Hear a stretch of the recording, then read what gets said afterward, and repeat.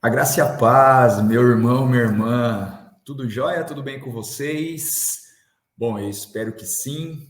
Eu estou mais uma vez aqui para entregar para o nosso coração mais uma palavra do Senhor. Mais uma vez, o Espírito Santo toca ao meu coração para poder contribuir com a tua vida, né? Contribuir com aquilo que ele tem para você, que ele tem para todos nós, porque Deus tem um propósito na vida de todo mundo. Ninguém vê ao mundo aleatoriamente, né? Porque antes que você fosse formado no ventre da sua mãe, Deus já sabia todos os seus dias, todos os dias da sua história, desde o primeiro até o último. Então, ele tem um propósito na vida, na sua vida e na minha vida. Então, essa palavra é para que esse propósito ele seja trabalhado e eis-me aqui para entregar aquilo que Deus tem para entregar para nós, para você, para vocês e para mim. E hoje vai ser de uma maneira diferente. Deus colocou no meu coração de apresentar essa mensagem de uma maneira diferente, de uma maneira mais ilustrativa, talvez um pouco de fácil acesso, talvez até. Algumas pessoas, não sei, mas eu fui tocado no coração de fazer dessa maneira e vai ser assim, se ficar bacana assim, a gente continua, se não for da vontade de Deus, a gente faz aquilo que Deus manda fazer, né? Então, hoje vai ser de uma maneira diferente, eu vou trabalhar com slides, eu acho que vai ser legal, e vamos deixar o espírito fluir, né? Vou falar na mensagem de hoje sobre orgulho, sobre soberba, né? Sobre orgulho. O orgulho é algo muito, como eu posso dizer, é muito complicado, é muito sério, porque se a gente for ver o primeiro pecado, o primeiro pecado que existiu, a gente acha que foi no Éden, né? Com Adão e Eva comendo a fruta proibida lá, desobedecendo a Deus. Mas se a gente pegar ao pé da letra, o primeiro pecado ele aconteceu no céu, né? O anjo de luz, que muitos chamam de Lúcifer, mas na Bíblia ele não tem esse nome, ele pecou, né? Ele foi destituído do seu cargo de serafim, do Senhor, se eu não me engano, querubim, serafim, não sei, ele era um dos anjos da guarda de Deus, né, da guarda, do exército do Senhor, e por orgulho, por ele ser belo, por ele ser muito belo, pelas vestimentas dele estarem adornadas com todas as pedras preciosas, ele se orgulhou, e ele teve a ousadia de querer ser maior que Deus. Então o orgulho, a soberba encheu o coração dele, e ele acabou caindo, né? Então a gente sabe quem ele é hoje. E para falar desse tema, orgulho, vamos lá, vamos trabalhar nosso slidezinho aí, bem bacana, bem bonitinho que eu fiz para vocês. Vamos trabalhar o texto que está lá no livro do profeta Jeremias, o capítulo 48, os versículos de 6 a 8. Amém? Diz assim a palavra do Senhor. Fujam, corram para salvar suas vidas. Tornem-se como um arbusto no deserto, uma vez que vocês que confiam em seus feitos e em suas riquezas, vocês também serão capturados e Camus irá para o exílio, junto com os seus sacerdotes e líderes. O destruidor virá contra todas as cidades, e nenhuma escapará. O vale se tornará ruínas, e o planalto será destruído, como o Senhor falou. Amém. Aleluia, né? Então aqui eu até coloquei em vermelho ali, né? Dei aquela ênfase na frase, vocês confiam em seus feitos e em suas riquezas, né? Confiam em si próprio. Essa é a soberba, né? Esse é o orgulho, a soberba. E esse contexto do livro do profeta Jeremias, eu vou colocar aqui algumas curiosidades para a gente entender que acontece no capítulo 48? O capítulo 48 do livro de Jeremias, ele se dá em torno da profecia que Deus entrega através do profeta Jeremias, sobre a destruição de Moabe, do povo de Moabe, dos moabitas, né? Então, quem que era Moabe? Moabe era um poderoso povo cujo território ficava perto do Mar Morto. E era um reino bem organizado que possuía uma economia estruturada e grandes construções. Além disso, pequenas fortalezas ficavam posicionadas em pontos estratégicos de suas fronteiras, tá? Então, vocês veem, Moabe era um povo, né? Era um território, um povo muito poderoso, né? E era um povo de guerra, era um povo poderoso. Aqui mostra, né, que pequenas fortalezas eram posicionadas em pontos estratégicos. Então, assim, Moabe era um território poderoso e muito provavelmente de difícil acesso com um exército poderoso, né? Como foi a Babilônia depois, né? Então, assim, a gente percebe aqui que Moabe era um povo poderoso. Os moabitas, quem eram os moabitas? Olha que interessante. Os moabitas eles eram descendentes de Moabe.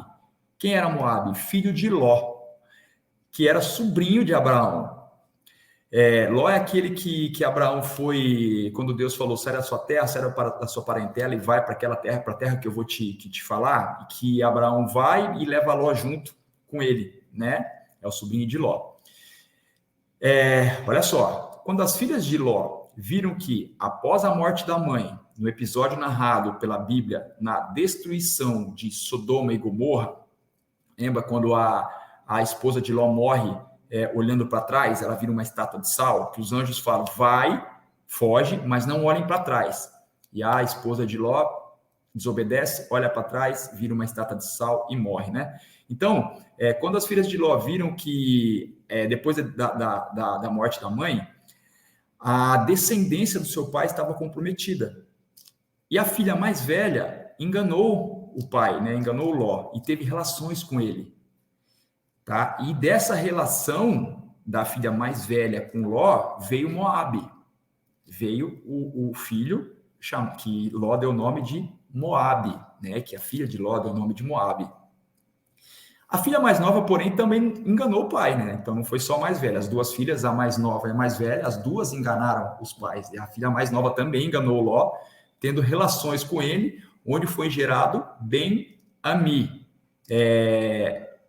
O qual gerou o povo amonita. Então, os amonitas e os moabitas, que estão lá na Bíblia, né, que por vezes eles eram adversários de Israel, por vezes eles eram amigos, enfim, tem várias passagens da Bíblia falam que ora eles eram adversários, ora eles eram meio que amigos, enfim, mas os moabitas e os amonitas, eles são gerados... vieram de Ló, né? Vieram do sobrinho de Abraão, de Ló. Legal, né? Então, aqui, ó, falando um pouquinho mais dos moabitas, para a gente entender todo esse contexto dessa mensagem. Os moabitas, durante muito tempo, experimentaram certa prosperidade. Eles conseguiram se espalhar pela região e conquistar vários povos, expandindo bastante as suas terras. Aqui mostra, então, realmente o poderio, né, do povo de Moabe, né, dos moabitas. A relação entre os moabitas e os israelitas, né, foi o povo escolhido por Deus, é registrada por várias passagens bíblicas. Então, tem realmente bastante passagem bíblica que fala lá entre a relação dos moabitas com os israelitas. Uma dessas passagens, Moisés, que foi o homem escolhido por Deus para libertar o povo de Israel lá do Egito, em uma dessas passagens, Moisés é proibido pelo Senhor de atacar os moabitas. Que naquele período, eles chegaram a desfrutar de uma proteção de Deus. Então, Deus proibiu, está lá em Deuteronômio, capítulo 2, versículo 9. Olha só o que diz a palavra do Senhor. Então o Senhor me disse, tá? Moisés falando. Então o Senhor me disse, não perturbem os moabitas, nem os provoquem à guerra, pois não darei a vocês parte alguma da terra deles. Pois já entreguei a região de Ar, que é onde os moabitas estavam, aos descendentes de Ló. Então aqui, ó, a gente percebe, né, nessa passagem aqui, que o Senhor fala não perturbe os moabitas, não provoquem eles a guerra, pois não darei a vocês parte alguma da terra deles. Então a gente isso pode levar a gente a pensar que todo aquele poderio do povo de Moabe, né, de toda essa prosperidade que Moabe conquistou, de ser um povo poderoso, leva a gente a pensar que foi Deus eu creio muito que Deus fez esse povo prosperar, né? Porque se Deus fala aqui a Moisés para não entrar em guerra contra os Moabes, e Moisés é o servo de Deus. Moisés estava conduzindo o povo de Deus à terra de Canaã, o povo escolhido por Deus.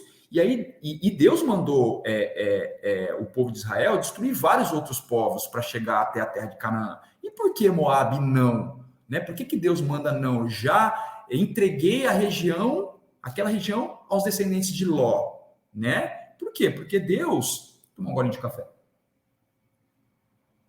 Porque Deus abençoava Moabe. Então, leva isso o Espírito ministra no meu coração que Deus ajudou Moabe a prosperar, que era através das mãos do Senhor que Moabe prosperou, como prosperou na época, né? E aí, vamos meditar. Vamos lá meditar, então.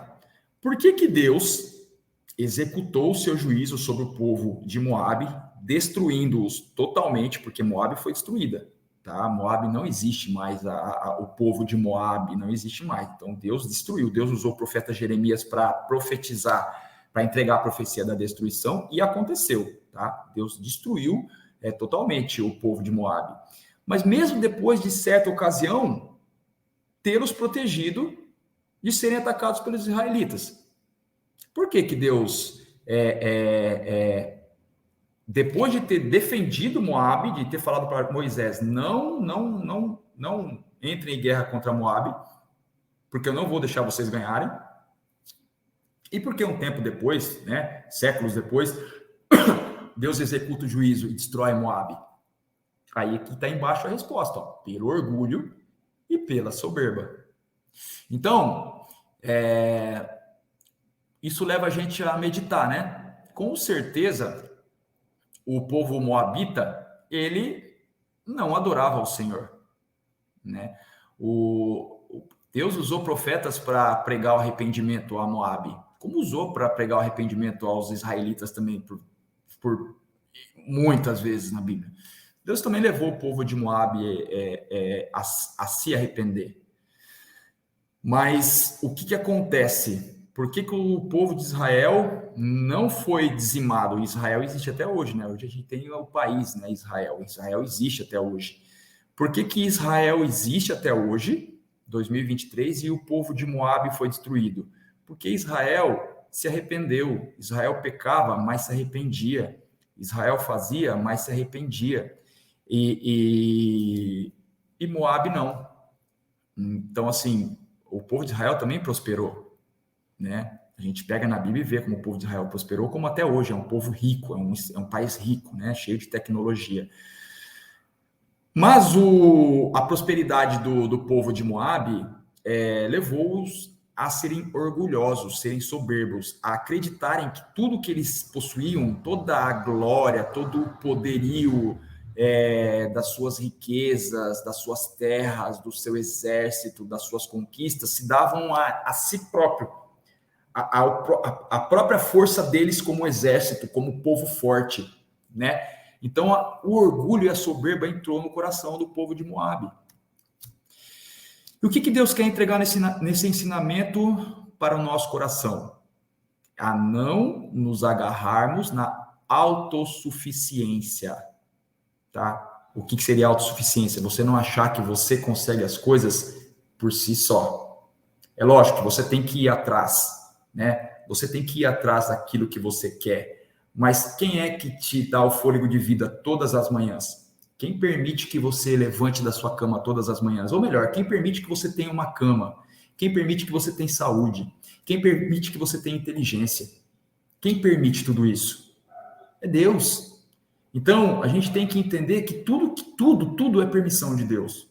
A gente não pode achar que através do nosso próprio, do nosso próprio poder, a gente consegue as coisas. A gente tem que entender que tudo é permissão de Deus. E se Deus quiser que você perca tudo que você tem, Ele faz. Ele faz. E tem muita gente que sabe disso. Tem muita gente que sabe do que eu estou falando. Quem busca o conhecimento com diligência, ou seja, né, com muito interesse e perseverança, persevera, resiliente, a esse Deus entrega, porque a palavra diz, aquele que busca, encontra, aquele que pede, recebe, e aquele que bate, a porta será aberta. Então, se realmente você quer o conhecimento que vem de Deus, o conhecimento perfeito, a sabedoria perfeita que vem dos céus, se você busca com muito interesse, com muita perseverança, ele vai te entregar. Mas que não sejamos tolos ao ponto de virar as costas para Deus, pois tudo provém dele. Olha o que aconteceu com Moabe.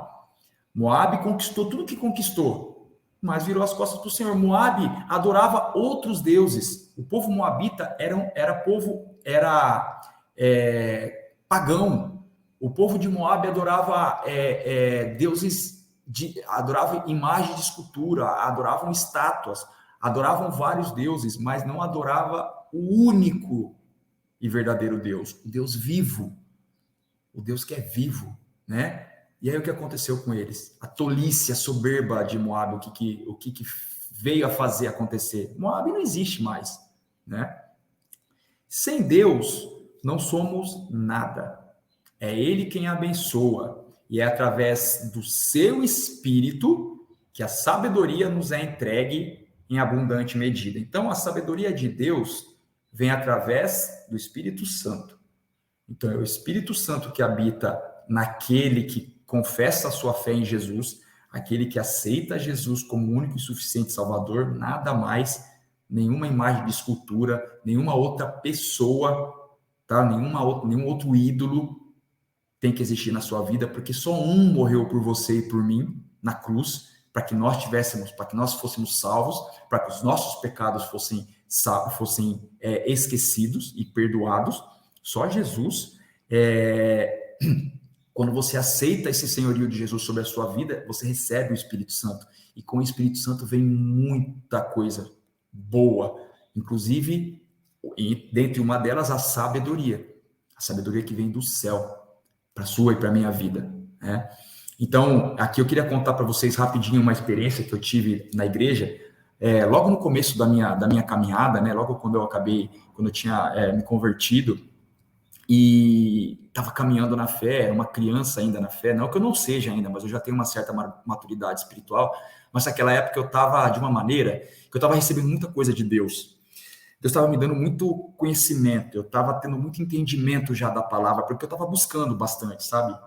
Desde o princípio, eu já tinha fome de conhecimento, então eu comecei a buscar muito conhecimento através da Bíblia, através de livros, através de mensagens, de pregações, sabe? Então, assim, eu comecei a me encher muito das coisas de Deus e eu comecei a receber, porque Deus viu que eu estava buscando de verdade, que eu busco ainda de verdade, mas naquela época, como eu estava começando, né, a minha caminhada, eu estava recebendo muita coisa de Deus, assim, então eu estava me enchendo de conhecimento, eu estava realmente ganhando conhecimento através do Espírito Santo. E o que acontece? Como eu ainda era muito imaturo espiritualmente, eu comecei a ficar soberbo.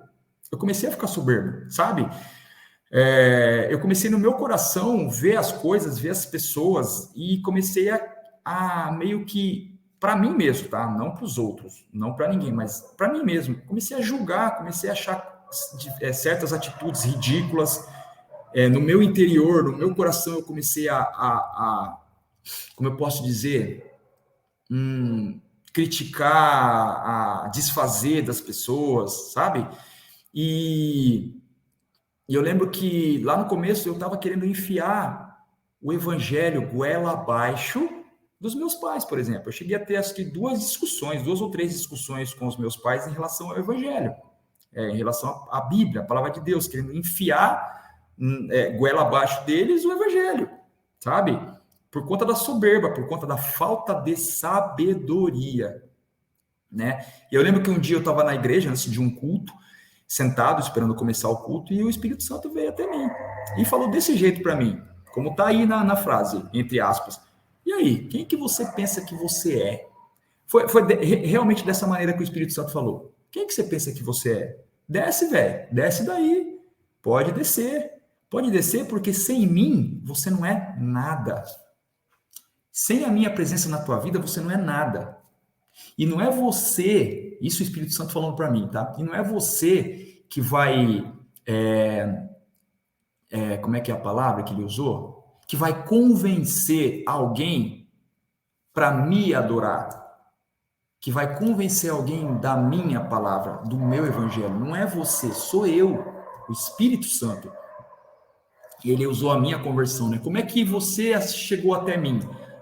Não foi nada sendo imposto, foi pelo amor, né? Foi o Espírito Santo que me convenceu da vida que eu levava na época, do meu arrependimento. E eu estava querendo enfiar aquilo na goela das pessoas, né? Dos meus pais. E ele falou assim: não é você que vai fazer, sou eu que vou fazer, eu que vou fazer. Então dá uma seguradinha aí, porque você não é nada. Se eu sair da tua vida, você não é nada, né? Isso o Espírito Santo falou para mim. Então aquilo foi um impacto para mim, né? Eu falei, pô, é verdade. Né? Realmente, eu não sou nada sem Deus, né? Eu não sou nada sem o Espírito Santo, e aquilo foi muito importante para a minha vida na época, porque eu estava me ensoberbecendo, eu ia cair, eu ia ser destruído como um ave, e foi, entendeu? Eu estava começando a me encher de orgulho pelas coisas que Deus estava me dando. Isso é muito sério para nós, né? Você que está começando aí, ou você que acha que é mais do que o outro só porque você é um homem e uma mulher de Deus. Não, segura, porque se o Espírito Santo sair de você, já era, acabou, né? A gente só é o que é, a gente só tem o que tem, a gente só faz o que faz, porque o Espírito Santo está com a gente. Se ele sair, já era, acabou, né? Então, assim, foi muito importante para mim, porque eu entendi a realmente ser humilde, né? A realmente usar a sabedoria que Deus estava me dando ao meu favor, ou melhor, a favor do Evangelho. Porque se eu fosse querer enfiar o evangelho na goela de alguém, eu ia afastar essa pessoa de Jesus. Porque Jesus, ele chama pelo amor, né? Lógico, através, muitas vezes, da dor, mas depois você vai pelo amor até Deus, né? Não é por imposição. Tudo que é imposto não dá certo, né? Tem que ser natural. E eu entendi, graças a Deus, né? Por isso, porque eu nunca mais tive esse tipo de situação. Eu não enfio mais o evangelho na goela de ninguém. Eu não saio falando de Jesus assim para as pessoas. Se as pessoas quiserem saber, ou se as pessoas derem abertura para mim, eu falo, eu prego. Caso contrário, eu não vou ficar enfiando goela abaixo, né? E aí, para concluir, para terminar, né, essa mensagem, lá em João, no capítulo 15 do Evangelho de João, e no versículo 5, Jesus disse aos seus discípulos: eu sou a videira, vocês são os ramos. Se alguém permanecer em mim e eu nele, esse dá muito fruto, pois sem mim vocês não podem fazer coisa alguma. Aleluia, né? Então é aquilo, aquele que aceita Jesus, né, como seu único e suficiente Salvador, Jesus vai habitar nele através do Espírito Santo, né? Ele vai ser a videira e nós seremos os ramos, né? Nós temos que estar ligado, o ramo tem que estar ligado à videira para que ele possa dar fruto. Se você pegar e arrancar o ramo da videira e deixar ali, daqui a pouco você vai ver, ele vai secar e morrer, né? Ele vai estar seco e vai morrer. Então, sem a videira, o ramo não é nada. Então, aqui é isso que eu quero dizer para você. A gente precisa entender que nós temos o que temos, somos o que somos, fazemos o que fazemos, porque Jesus está com a gente, né? Sem ele a gente não é nada. Com ele já é difícil, mas ele diz, né? No mundo tereis aflições, mas tenha bom ânimo, né? Eu venci o mundo. Então a gente sabe como vencer o mundo. Como que a gente vence o mundo? Como a gente vence as nossas tribulações? Como a gente vence tudo? Confiando em Jesus, porque ele venceu. Confia nele, deixa que ele vai te ajudar a vencer, né? Ele vai te ajudar a prosperar, ele vai te dar vitória, ele vai te dar poder, ele vai te dar tudo o que você precisa. E sempre que você conquistar algo, continue olhando para ele, continue dando graças para ele, agradecendo ele. Não acha que você fez pelas suas próprias mãos, não acha que foi seu próprio poder. Não, é Jesus que te ajuda, é Deus que te ajuda, é Deus que te abençoa, sabe? Então, faça aquilo que agrada a Deus, não vire as costas para o Senhor, porque se você virar as costas para o Senhor, vai vir o dia que a mão do Senhor vai pesar sobre você. que Deus vai enviar um profeta e falar assim, eu vou te destruir. E a destruição do Senhor vem. Se você acha que não vem, amém, mas ela vem. Mais cedo ou mais tarde, a destruição daqueles que viram as costas para Deus vai chegar. Amém? Que não sejamos como Moabe, que foi destruída. Moabe não existe mais. O povo moabita desapareceu da face da terra. E por conta do orgulho, por conta de virar as costas para Deus, que nós sejamos como o povo de Israel, que permanece para sempre, ou como os montes de Sião, né? Que permanecem para sempre, que não vão ser destruídos, porque eles nunca viraram e nunca irão virar as costas para Deus. Então, que a gente possa ser igual ao povo de Israel e não como o povo de Moabe. Amém? Eu espero que essa palavra, né, essa mensagem, ela faça sentido na tua vida, como ela fez na minha, e que realmente essa palavra, essa semente que foi lançada, ela frutifique no seu coração e que você, junto comigo, seja ramo, e que a nossa videira seja Jesus, para que a gente possa dar fruto e outras pessoas se alimentarem do fruto que a nossa vida proporciona. Amém? Deus abençoe sua vida, beijo no seu coração, fiquem com Deus. Tchau, tchau.